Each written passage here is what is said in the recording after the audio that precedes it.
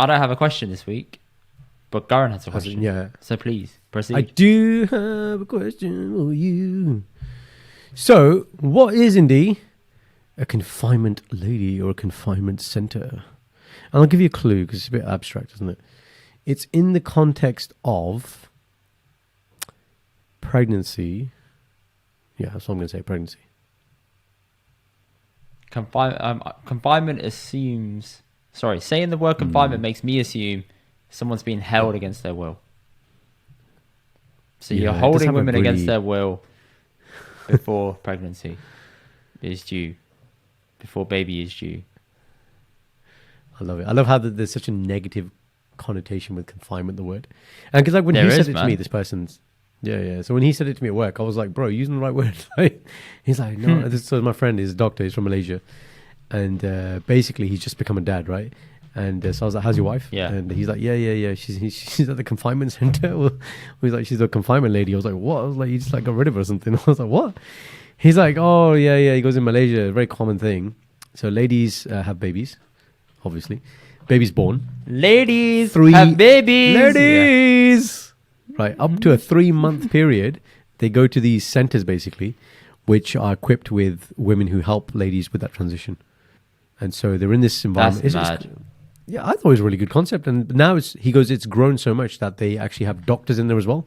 So doctors do like health checks and they get access to all these things and help with breastfeeding, help with so many different things in that first 3-month period before they come home fully. And it's just the accepted thing there. That's a really good idea. Right, I was just like, because then I thought about, well, what do we have in Punjabi culture or Asian culture? It's kind of like the concept where, you know, the lady, your wife's mum, maybe comes and stays with you, and there's like kind of a helping period. You have a mother-in-law and a mother. That's it. Yeah, but no. So yeah, it's passed on. Yeah, it's passed on. Yeah. So we have that kind of concept. To help in that transition period, but nothing formal like a confinement lady in a confinement center. And you know, I was really impressed. I was like, wow, we're clearly really far behind. You know, I'm thinking about having a nanny and stuff. I was like, I need a confinement center. I was like, this is a good little business venture. Center, so she can have everything that she needs. Hang on, so does that mean the kid doesn't come home for the first 3 months? Yeah, I didn't follow up with that. I think he does, or they do. But maybe it's like maybe it's set up in a way where it's like a day visit type thing. So I remember when we were in psychiatry, there were patients who were... Oh, so you take the baby there for the day? No, I'm thinking maybe. Yeah. It's like a day visit thing and you go back but you're there most of the day each day. Maybe it's that.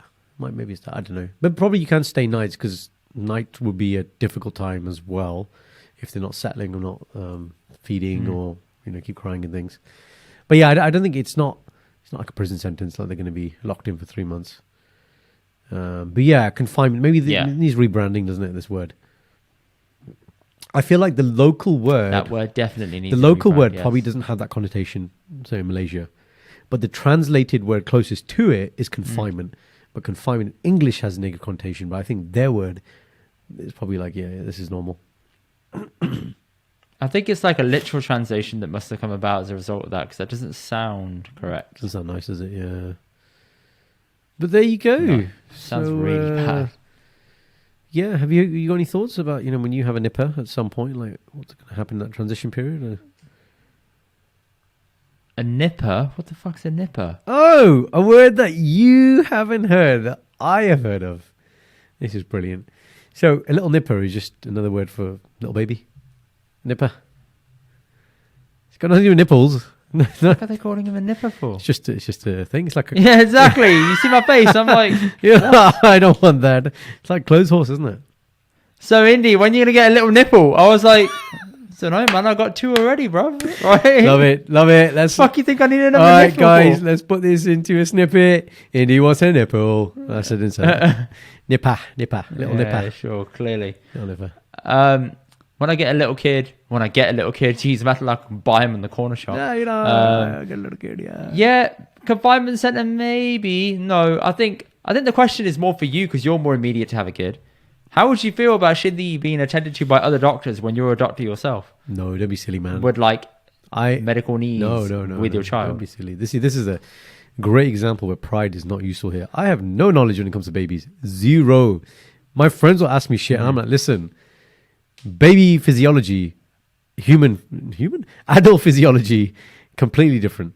Human physiology. They're not human They're not kids. human yet. All right. So yeah, they asked me shit, and I'm like, I don't know.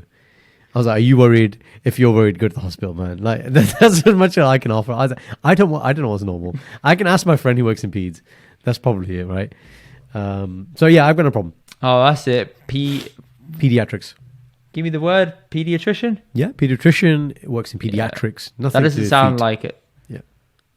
That doesn't sound like a nice job. I couldn't imagine attending to poorly kids all the time. That would be heartbreaking shit. Yeah, I've only done a little bit of peds. But But people who do it love it. Like they're really. But really I do have to ask. Yeah. What age do kids become human, Garen? Yeah. That's the question. That is the question. I think when they can have an intelligent conversation, they can debate Jordan Peterson level stuff. Then for me, they are human. So. Jordan Peterson level. You need to relax, man. Oh no. I don't know, man. That was obviously a. In which case, Garen, there's some fully fledged adults that we know that ain't fucking human. All right. That's true. That is very true. Yeah, they could be on the spectrum of the species. But yes, so I think the key thing to take away here is so confinement. It's got nothing to do with being held against your will, and a nipper is not a nipple, and it means little butcher. Thank you. Yeah. Thank you. I'm really glad to hear that. There you go, matey. Happy? Happy. Happy. All right. People, catch you next week. Please do comment, message us. Next week, Let us know live your in thoughts. person. Woo! Oh, yeah, shit. it is. Yeah, I forgot about buddy. that. Yeah, in person. It'll be nice and clean. Actually, I would say you got any questions, but by the time you submit them and this comes out, we would have done it in person. So maybe not. However, if you do have something you want us to Cover. speak about, rant about, chat about, if you've got confessions as a married man, Right. why don't you let us know? Or lady. We can cover them. Or lady, because How about that? we want to hear it from maybe the other side. Or and lady. maybe you want to be anonymous. Yeah, but to be we'll fair, discuss ladies as well, because ladies, tell us yours because we can relate. Like, yeah, I could see a guy doing that. That makes sense. I'd do that. Yeah. That's really there you good. go. Guys, submit your Shout stuff. out to the people that got this far. If you have Didn't click off. Good. If you have medical Didn't questions, ask me. Are there things that you don't understand about your conditions? Are there things you just don't understand about your medications? Ask the question. I will tell you the answer. If I know, if it's to do with humans, I will tell you the answer. Not babies. And if he doesn't know, he'll do the same thing that you did, which is Google it. But he will simplify that answer. Instead of WebMD telling you you're dying, he'll be like, you're not going to die. Okay. You are dying at some point, but you're not going to die right now. Not today. I'm not going to die today.